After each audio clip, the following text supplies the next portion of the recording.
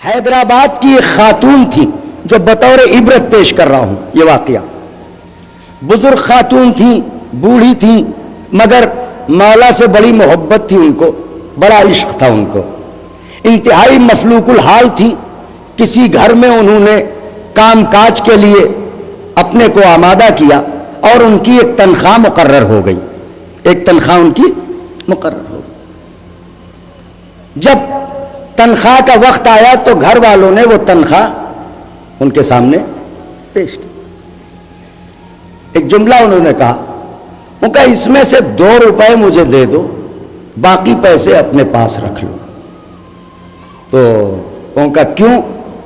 کہ اس لیے کہ ہم کربلا جانا چاہتے ہیں, تو یہ پیسے آپ کے پاس رہیں گے تو زیادہ اچھا ہے.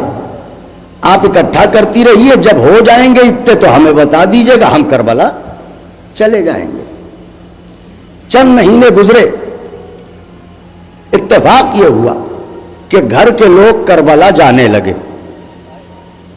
تو انہوں نے یہ کہا کہ بیوی میں کربلا جا رہا ہوں, میرے گھر کے لوگ بھی جا رہے ہیں, لہذا اب یہ گھر آپ کے سپرد ہے. تو انہوں نے کہا کیا ابھی اتنے پیسے ہمارے نہیں ہوئے کہ ہم بھی چلیں؟ تو اب وہ دل نہیں توڑنا چاہتے تھے. انہوں نے کہا کہ نہیں آپ بھی چلیے گا, لیکن ابھی ہم جا رہے ہیں, ہمیں ذرا ویزے کا کام کرنا ہے اور دوسرے معاملات ہیں, ہم پلٹ کے آئیں گے پھر آپ کو لے چلیں گے.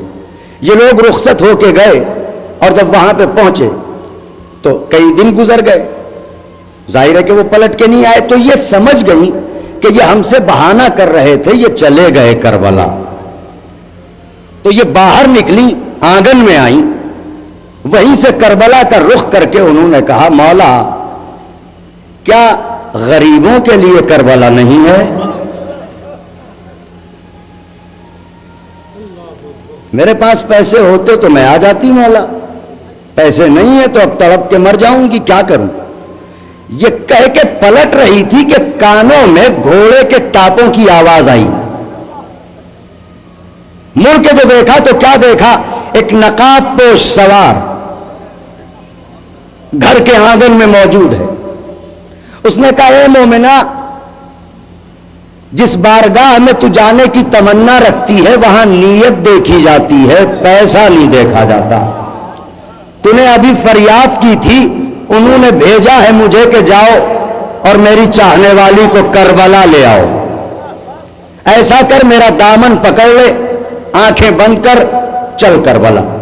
آگے وہی, اس نے دامن پکڑ لیا, آنکھیں بند کی, کہا آنکھیں کھول. اس نے آنکھیں کھولی, اب جو دیکھا حرم سرکار سید الشہداء ہے. دروازے کے اوپر کھڑی ہے. اس نے کہا ہم کہاں آ گئے؟ کہ تو وہیں آ گئی جہاں رسول آتے ہیں, جہاں فرشتے آتے ہیں, جہاں انبیاء آتے ہیں. یہ زہرا کے لاڈلے کی قبر ہے, یہ فاطمہ کے جائے کی قبر ہے, یہ نبی کے نواسے کی تربت ہے, اسی کو کربلا کہتے ہیں. یہیں حسین آرام فرما ہے. تڑپ گئی, بے قرار ہو گئی, دوڑی, ذریح اقدس سے لپٹ گئی. مولا ایسی لاج رکھتے ہو غریبوں کی, میرے آقا اتنی جلدی آوازوں کو سنتے ہو, میں کیسے شکریہ ادا کروں, کیسے احسان چکاؤں.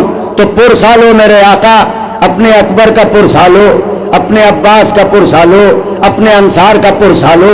روتی رہی, بلکتی رہی, بے قرار رہی.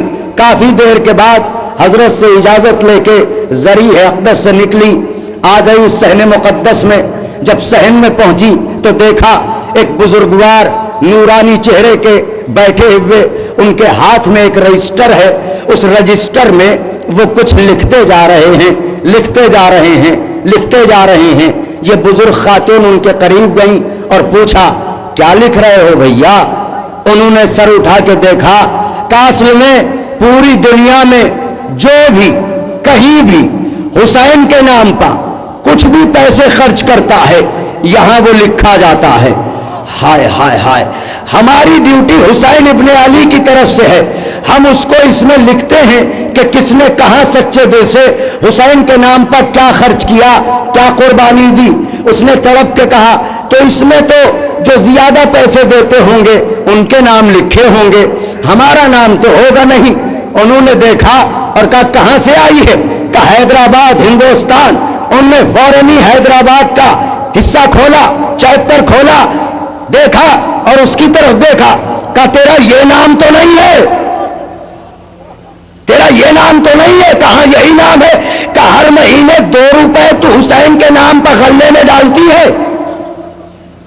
اس نے کہا ہاں میں کیا کروں، میرے پاس اتنے ہی پیسے ہو پاتے ہیں، میں اپنی تنخواہ سے 2 روپے لیتی ہوں، امام باڑے کے غلے میں جا کے ڈال دیتی ہوں۔ انہوں نے فرمایا ہر مہینے 2 روپے تیرے یہاں پر لکھے ہوئے ہیں حسین ابن علی کے رجسٹر میں۔ اس سے بڑی بات اور کیا ہو سکتی ہے کہ ہم سچے دل سے 1 پیسہ بھی حضرت کے لیے خرچ کریں اور حضرت کی سرکار میں اس کی حاضری موجود ہو، اس سے بڑی بات ہمارے اور آپ کے لیے کیا ہو سکتی ہے؟ تو آئیے اس جشن کے تصدق میں ہم دعا مانگتے ہیں کہ پروردگار ہمیں توفیق بھی دے اور ہمیں حوصلہ بھی دے اور ہمیں موقع بھی دے کہ ہم آل محمد علیہ السلام کے ذکر کے کاموں میں بڑھ چڑھ کے حصہ لیتے رہیں اور بڑھ چڑھ کے خدمت کرتے رہیں۔